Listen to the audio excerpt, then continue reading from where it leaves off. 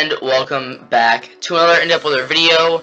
Today we are going over the April 15th through 16th nor'easter in depth.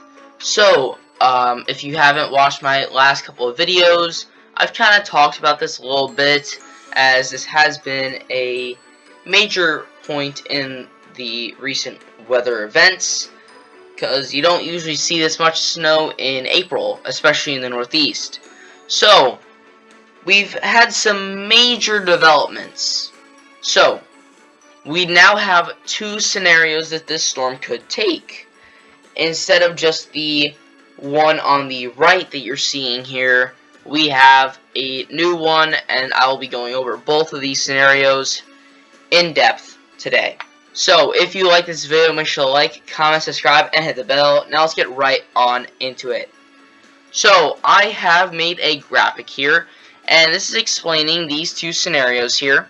So, we have scenario number 1. I called it the eastern swirl, since this storm is moving off to the east, does a little loop-de-loop, and continues to move off to the east.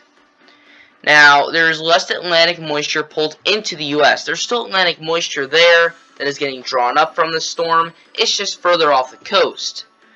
There's also less overall snowfall since the cold air is still in the same spot, and there is just less moisture, and there's more snowfall in northeastern New England. Since that low pressure is further off to the east, we do see more of that snow starting to shift toward the east with that low pressure, since there will be more moisture closer to the low pressure than further away from the low pressure. Now, in comparison to scenario number 2, scenario number 1 is pretty good. So, if scenario 1 does happen, it's a little bit of a load off of people's shoulders, I guess. Because scenario number 2 has a lot more snowfall. So I called scenario number 2 the coast hugger scenario, since the storm hugs the coast a lot more, and that results in more Atlantic moisture pulled into the U.S., and there is more overall snowfall since there is enough cold air and moisture to sustain snow. And there's also snowfall further west into the higher elevations of Vermont, Massachusetts, Connecticut, and New York, since that low pressure is further west. And you can see here that we get a lot more snow in those higher elevations. The higher elevations will see more snow either way, just the amount of snow will be drastically different in both scenarios.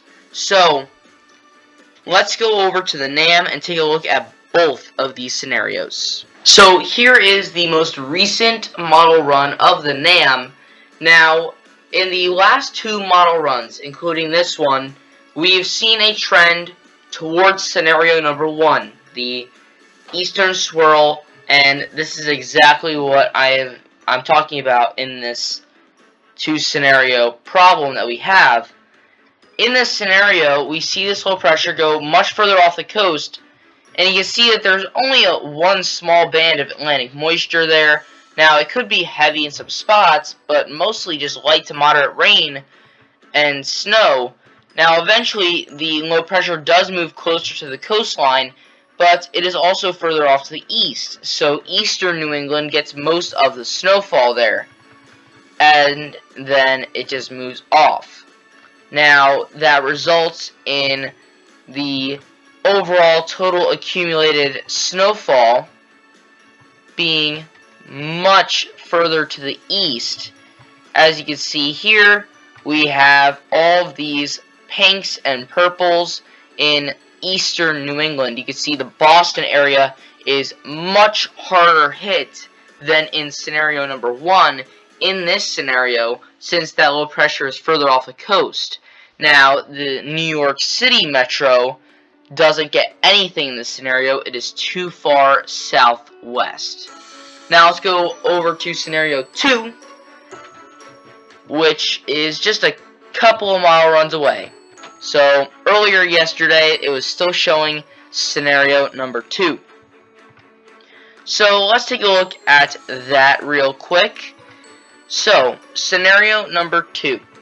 we have this low pressure, and look at that. It is staying in this little cubby hole right near the New York Harbor, and you can see that there's much heavier snowfall since there's more Atlantic moisture being pulled up, and we have that low pressure further to the west, so that pivot is all coming into the U.S., and we get a stockpile of snow in one spot usually, and that one spot is in those higher elevations. So from Vermont down into Connecticut in scenario 2, that's a foot plus of snow. Now, some of these areas, especially further south, would be switching from rain to snow in this scenario, so expect those snow totals to be a little bit less. But either way, this storm has gone from a pretty simple storm to predict and just thrown a huge wild card in there. Now we have two different scenarios, no clear guidance on what it's going to do. Really can't go off of two straight model runs and call it a trend. We're just going to have to play it by the radar at this point. But comments in the comment section down below. Which scenario do you think is right? But that's all I have for today. Thank you guys for watching. I will see you guys next time.